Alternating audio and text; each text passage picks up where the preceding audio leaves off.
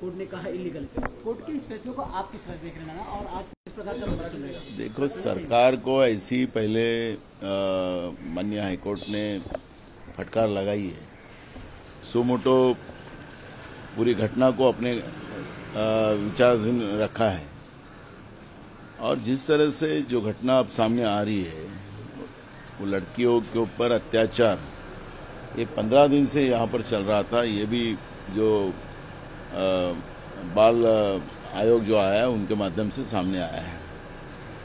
हमारी मांग वही थी कि ये संचालक मंडल जो है उसमें, क्योंकि वो बीजेपी और आरएसएस का है, उसको बचाने की कोशिश सरकार कर रही थी, ये स्पष्ट होगा। महाराष्ट्र में कंटिन्यू ये सब घटनाएं स्कूल के बच्चों के ऊपर हो रही है, पूरे महाराष्ट्र में।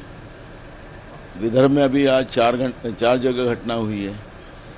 ये आखिरी सरकार जो है, ये सरकार पूरी फेल हो चुकी है। उनका कोई भी डर और इनके माध्यम से जो प्रशासन काम कर रहा है उनके ऊपर किसी का डर नहीं रहा है। और महाराष्ट्र जैसे राज्य में इस तरह की घटना होना, ये महाराष्ट्र की जनता के लिए बहुत तकलीफदायक है। माननीय हाईकोर्ट ने कल इतने बहुत ही अर्जेंसी में जो कल इस बंद को अघोषित करने का उन्होंने जो ये कोशिश की है, ठीक है, हम इस मैटर में सुप्रीम कोर्ट में भी जाने का, हम जब सब लोग मिलकर बैठेंगे तो इस विषय को हम लोग सुप्रीम कोर्ट में भी जाएंगे, क्योंकि इतने जल्दी ऐसा माननीय हाईकोर्ट ने जो निर्णय दिया, ठीक है, उनके अधिकार है, पर राज्य की जनता में ये सब घटनाओं के पीछे बहुत ही तकलीफ है, लोग गुस्से में हैं। इसकी दखल माननीय हाईकोर्ट ने लेना चाहिए, ये भी मांग हम करेंगे। सर, किस तरह का प्रोटेस्ट आज रहेगा और किन-किन जिलों में कितने? देखो, पूरे राज्यों में और गांवों में, हर जिले में, तालुका में इस तरह के प्रोटेस्ट किया जा रहा है। लोग खुद में, और छोटे छोटे बच्चे आप देख रहे होंगे तो छोटे छोटे बच्चे भी आपको देखने मिलेंगे, क्योंकि कल मुझे जब माननीय हाईकोर्ट का जो डिसीजन आया उसके बाद छोटे छोटे बच्चों ने मुझे फोन किया कि हम आपके साथ हैं, आपकी लड़ाई हमारे लिए है, हमारे माँ बाप भी आपके साथ रहेंगे।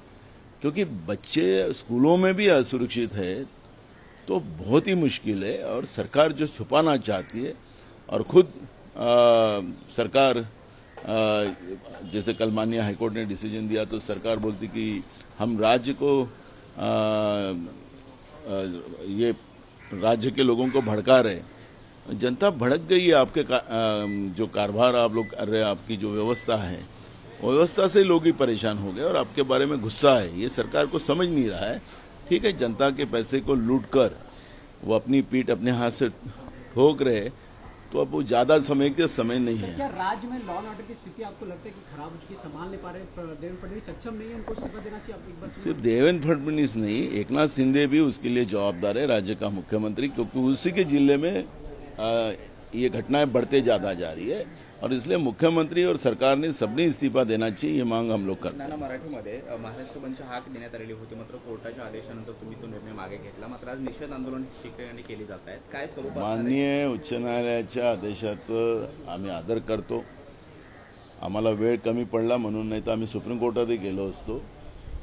पण महाराष्ट्रातली जी काही घटनाक्रम चाललेला आहे, ही एकच बदलापूरची नाही, तर या घटनाक्रम सातत्यानं चालत आहे, आणि शाळेमध्ये लहान मुलं आता सुरक्षित नाही असं चित्र आज निर्माण झालेलं आहे, आणि लोकांमध्ये तीव्र चीड आहे।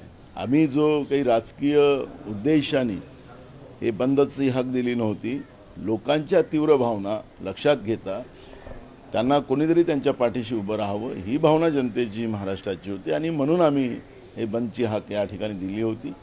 पण सरकार आपले बगलबच्चे कोर्टामध्ये पाठवून ज्या पद्धतीनं स्वतःला प्रोटेस्ट करण्याचा प्रयत्न करते, पण लोक गेली वाऱ्यावर, त्यांच्या मुलांवर अत्याचार होत आहे ते त्यांना चालेल, पण स्वतःला प्रोटेस्ट करण्यासाठी आपल्या बगलबच्च्याला कोर्टात पाठवून त्यांनी काल माननीय हायकोर्टाचा जो निर्णय करून घेतलेला आहे, आमचा जो वेळ अपुरा पडला, नाही तर आम्ही सुप्रीम कोर्टातही गेलो असतो, कारण की माननीय हायकोर्टाचा निर्णय आम्हाला मान्यच नाही खरं तर, आणि दाद मागितलीच असती या निर्णयाच्या विरोधात। पण ठीक आहे, माननीय उच्च न्यायालयाचा आदर करून आज आम्ही प्रोटेस्ट करतोय, आणि आम्ही पट्टी तोंडाला बांधून तासभर आम्ही बसू। फक्त बदलापूरची घटना नाही तर महाराष्ट्रातल्या मागच्या काही दिवसातल्या अनेक घटना जर बघितल्या तर लहान मुलांच्या बाबतीमध्ये अशा अनेक अत्याचाराच्या घटना समोर आलेल्या आहेत. त्यानंतर महाविकास आघाडीची ही भूमिका आता आक्रमकपणे पुढे येते आहे. मात्र तरीसुद्धा सरकार त्याच्यावरती ठोस कारवाई करण्याचं आश्वासन देत आहे, होते आहे असं सांगता आहे. मात्र महाविकास आघाडी कशा पद्धतीने सरकार हे सरकार स्वतःला वाचवण्यासाठी आपण वाचलं बाकीचं मेलेत तरी चालेल, पोलिसांचा वापर पूर्ण आपल्यासाठी स्वतःसाठी करताना आपण पाहतोय. खरं तर या महाराष्ट्रातल्या ज्या डीजी आहेत रश्मी शुक्ला त्याच अकार्यक्षम आहेत. त्याच्याबद्दलचं आम्ही सांगितलं, पण त्या कशा आल्यात ते सगळ्यांनाच माहिती आहे त्या पदावर. त्यामुळे सरकार आणि डीजी या दोघंही यांना जबाबदार आहे. आणि आज हेतुपुरस्पर जे चांगले अधिकारी आहेत त्यांच्यावर कारवाई करायची, अधिकाऱ्यावर दबाव आणायचा, अधिकाऱ्यांनी ऐकलं नाही तर त्यांच्या बदल्या करायच्या, त्यांच्यावर कारवाई करायची, खोटे गुन्हे दाखल करायचे, असं पण या महाराष्ट्रामध्ये चित्र चाललेलं आहे. एक काळामध्ये महाराष्ट्राचा पोलीस देशातच नव्हे तर जगामधला सगळ्यात मजबूत पोलीस मानलं जात होतं. पण आज महाराष्ट्रातला पोलीस कुठल्याच लेवलवर आहे. पोलिसांच्या घरी माहीममध्ये 13 घरी एका रात्री घरफोड्या होत असतील, डाका पडत असेल, याच्यापेक्षा दुर्दैवी या महाराष्ट्रातलं काय.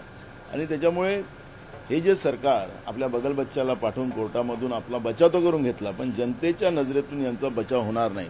धन्यवाद.